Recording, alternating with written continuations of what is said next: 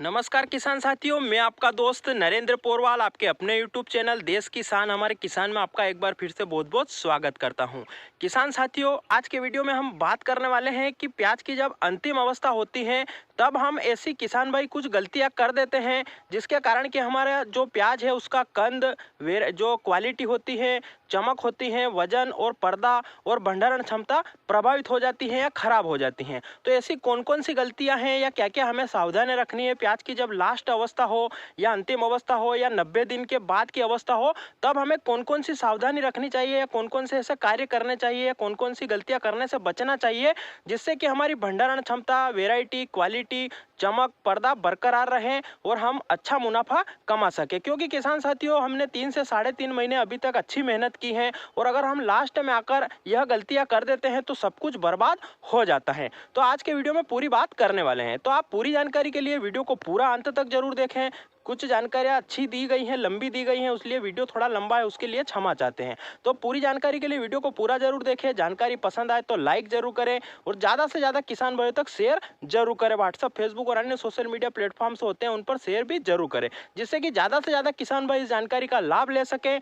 और हमारी मेहनत और आपका प्रयास भी सफल हो जाए किसान साथियों। और प्याज लहसुन की खेती शुरुआत से लेकर अंतिम तक की सभी जानकारियाँ, हार्वेस्टिंग, भंडारण और अभी तक की सभी जानकारियाँ और प्याज लहसुन की खेती और प्याज लहसुन के भंडारण, अन्य फसलें जैसे कि गेहूं, चना, सरसों, अलसी, मटर, इन सभी की जानकारी समय समय से प्राप्त करना चाहते हो तो चैनल पर सब्सक्राइब जरूर करें और पास में लगा घंटी का बटन भी जरूर दबा दें, जिससे कि हम जो भी वीडियो डालेंगे आप तक जल्दी से जल्दी पहुंच जाएगा। और साथ में ही किसान से संबंधित हर एक मुद्दा, जो कि चाहे सरकारी योजनाओं से संबंधित हो, समर्थन मूल्य गेहूं की खरीदी का हो, फसल बीमा या मुआवजा राशि या जो पीएम किसान की सम्मान निधि मिलती है उससे संबंधित सभी जानकारी और खेती से संबंधित सभी जानकारी हमारे चैनल पर अपलोड कर रखी है, वह भी आप जाकर जरूर देखें और चैनल को सब्सक्राइब करें, वीडियो को लाइक और शेयर जरूर करें। तो आइए जानकारी शुरू करते हैं।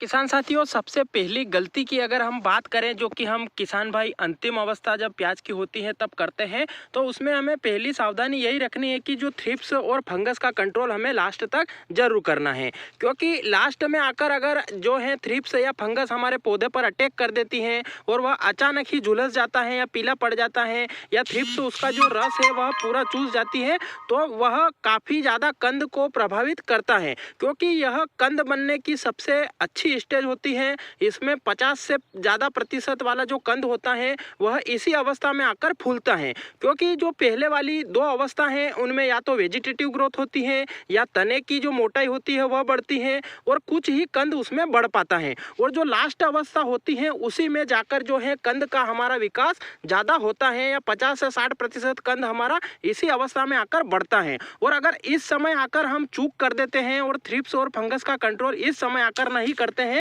जैसे कि थ्रिप्स और फंगस हमारे पौधे को जल्दी सूखा देती है और समय से पहले ही वह मुरझा जाता है और उसका कंद जहां पर रहता है वहीं पर रुक जाता है, जिसके कारण वह छोटा रह जाता है और फिर बाद में भंडारण क्षमता पर भी प्रभाव पड़ता है उसका। वो कच्चा सूख जाता है पौधा, उसकी वजह से वह पूरी ग्रोथ नहीं कर पाता है और उसमें जो कच्चेपन होने के कारण फिर भंडारण में भी उसमें सड़न की समस्या आती है दोस्तों, और हमारी क्वालिटी भी बेहतर नहीं बन पाती है, उत्पादन भी कम आता है और वह उसमें चमक भी ऐसी नहीं रहती है, प्याज सफेद पड़ने की समस्या आ जाती है। तो हमें जो है लास्ट स्टेज तक थ्रिप्स और फंगस का कंट्रोल करना है। आपको थ्रिप्स और फंगस का कंट्रोल कैसे करना है उसकी पूरी जानकारी के वीडियो हमने बहुत सारे डाल रखे हैं चैनल पर, आप जाकर देख सकते हैं। आपकी जिस प्रकार की समस्या है, कम फंगस है या कम थ्रिप्स है, तो आप हल्के टेक्निकल ले सकते हैं, और अगर ज़्यादा समस्या है तो हेवी टेक्निकल के वीडियो भी हमने पूरी जानकारी के डाल रखे हैं, आप वह जाकर जरूर देखें। तो आपको इंसेक्टिसाइड और फंगिसाइड का स्प्रे भी लास्ट तक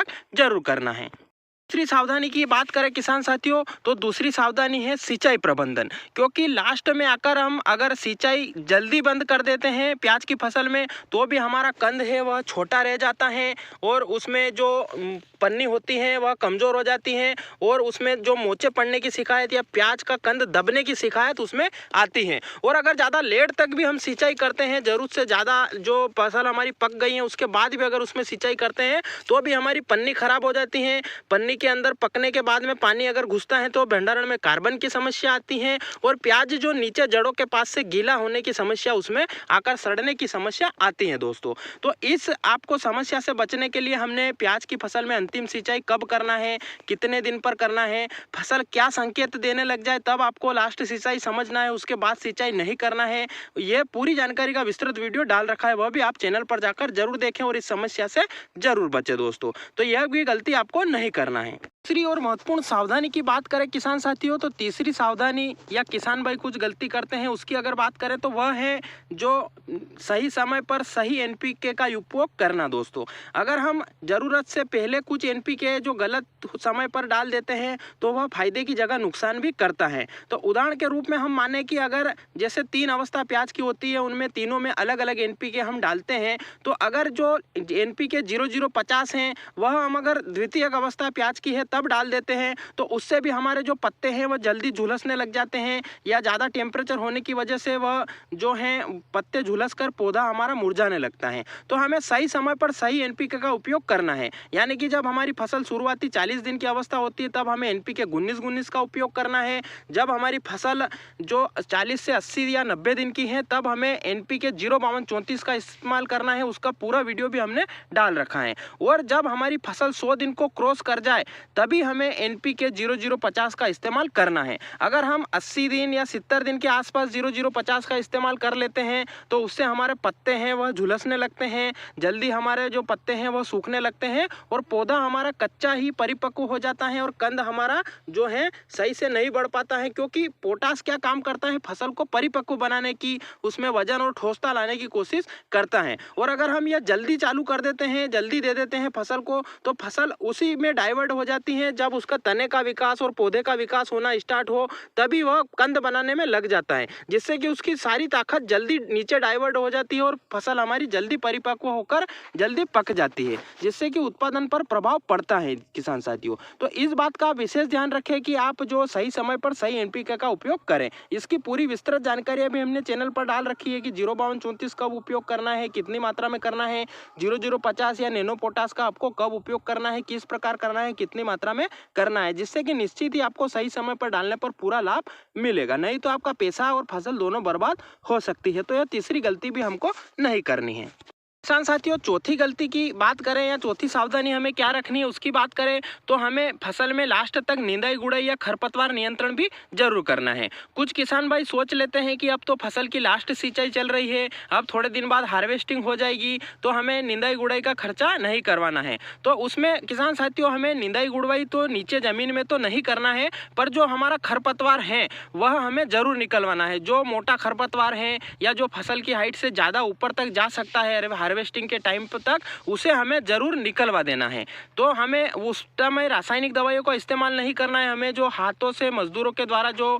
खरपतवार का नियंत्रण किया जाता है वह करना है। उसमें हमें किसी भी कोदारी या जो खरपतवार नियंत्रण के जो औजार होते हैं उनका भी इस्तेमाल नहीं करना है, नहीं तो क्योंकि इस समय जगह बहुत कम होती हैं और उसमें क्या है कि जो हमारा कंद है उस पर लगने का डर रहता है, तो उसमें टींचा लगने जाने से हमारा कंद भी खराब हो सकता है। तो हमें बिल्कुल मजदूरों के द्वारा हाथों से जो है उसे बड़े बड़े पौधे हैं जो दिख रहे हैं उन्हें उखड़वा कर नियंत्रित जरूर करना है। अगर हम नियंत्रित नहीं करते हैं तो वह हमारी फसल क्योंकि पकने की अवस्था में उसकी वेजिटेटिव ग्रोथ रुक जाती है और उन पौधों की जो खरपतवार है उनकी वेजिटेटिव ग्रोथ उस समय बढ़ी हुई रहती है, क्योंकि प्याज लहसुन की फसलों में खाद का काफ़ी ज़्यादा उपयोग होता है और वह लास्ट में आकर हमारी फसल से ऊपर निकल जाते हैं और उसको दबा देते हैं, जिसके कारण कि हमारा कंद छोटा रहने की और सारा पोषक तत्व खरपतवार द्वारा ले लिया जाता है, जिससे कि कंद छोटा और क्वालिटी खराब होने की संभावना रहती है और उखाड़ने में भी वह टाइट आता है और फिर हमारा जो कंद है वह अंदर ही टूट जाता है। इसलिए हमें लास्ट तक खरपतवार नियंत्रण जरूर करना है, जिसमें कि खरपतवार नियंत्रण में क्या सावधानी रखनी है उसकी भी हमने जानकारी आपको दे दी है। तो वह सावधानी रखकर ही आपको खरपतवार नियंत्रण करना है और लास्ट तक खरपतवार नियंत्रण करना है दोस्तों।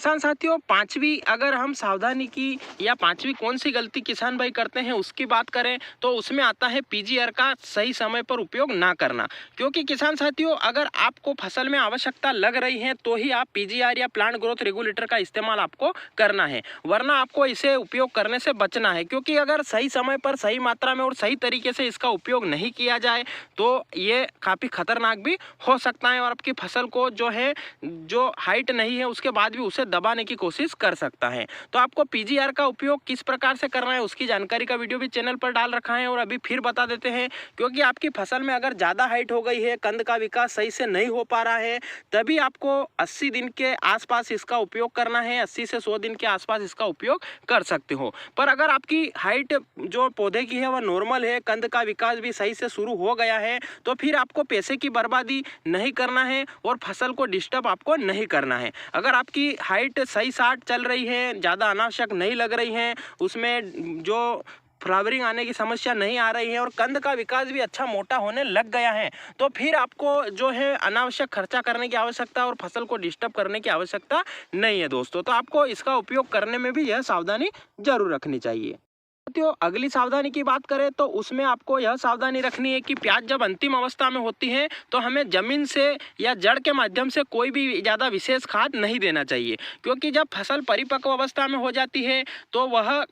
जड़ के माध्यम से जो खाद देते हैं तो वह देर से काम करता है, जब तक उसकी फसल की अवस्था निकल जाती है। तो हमें कोई भी खाद या माइक्रोन्यूट्रिएंट्स या कोई भी टॉनिक हमें देना है या कंद फुलाने की दवाई हम डाल रहे हैं तो उसे हम फोलियर स्प्रे के माध्यम से ही हमें देना है। क्योंकि जो भी जड़ से हम जो खाद या उर्वरक देते हैं वह 10 से 12 दिन बाद एक्टिव होकर काम करते हैं। तो जब तक हम वो एक्टिव होकर कार्य करने लगते हैं तब तक फसल की जो अवस्था होती है वह निकल जाती है, तो उस कारण वो खाद या उर्वरक हमारा वेस्ट ही चला जाता है। जो खर्चा किया है हमने उसका कोई भी सार नहीं निकल पाता है। तो इसलिए हमें 100 दिन के आसपास या 100 दिन के बाद में कोई भी जड़ के माध्यम से या जमीन के माध्यम से कोई भी खाद नहीं देना है। उसे सिर्फ फोलियर स्प्रे के माध्यम से ही देना है, जिससे कि वह तत्काल काम करे और हमने जो पूंजी लगाई है, जो खर्चा किया है, वह हमारा रिटर्न होकर वापस हमारे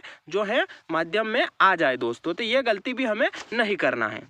साथियों, लास्ट गलती की बात करें तो किसान भाई कुछ गलती करते हैं जिसमें कि फसल को या तो जल्दी हार्वेस्टिंग कर लेते हैं या समय से देर कर देते हैं या देरी से हार्वेस्टिंग करते हैं। तो उससे भी क्या क्या नुकसान होते हैं उसकी जानकारी भी हम देंगे। तो किसान साथियों, अगर हम समय से पहले फसल की हार्वेस्टिंग कर लेते हैं तो हमारा जो प्याज है वह कच्चा रह जाता है और उसमें जो कच्चापन होने के कारण फिर भंडारण होने की या खराब होने की समस्या उसमें आती है दोस्तों। तो समय से पहले भी आपको हार्वेस्टिंग नहीं करना है और समय से अगर लेट हो जाते हैं और फसल पूरी सूख कर नीचे गिर जाती है तो फिर हमें जो कंद है वह अंदर रहने की समस्या और यहाँ से टूटकर क्वालिटी खराब होने की समस्या, पर्दा खराब होने की समस्या उसमें आती है और उसके जो पर्दे में शाइनिंग, चमक और जो क्वालिटी होती है वह खत्म हो जाती है और उसको फिर हम किसी यंत्र की सहायता से या औजार की सहायता से निकालने का प्रयास करते हैं तो वह फिर उसमें क्वालिटी डैमेज होने की शंका रहती है। तो इसलिए हमें सही समय पर हार्वेस्टिंग शुरू कर देना है, ज़्यादा लेट भी नहीं करना है तो ज़्यादा जल्दी भी समय से पहले नहीं करना है दोस्तों। तो प्याज की हार्वेस्टिंग कब करना है उसकी विस्तृत जानकारी का वीडियो भी डाल दिया है कि फसल क्या संकेत देने लग जाती है तब हमें प्याज की हार्वेस्टिंग करना है, तो उसकी जानकारी का वीडियो भी हमने चैनल पर डाल रखा है, आप जाकर देख सकते हो किसान साथियों। अब अगर आखिरी जो गलती है उसकी बात करें तो प्याज की हार्वेस्टिंग के बाद सही तरीके से प्याज को रखना है, उसे धूप से बचाना है और उसको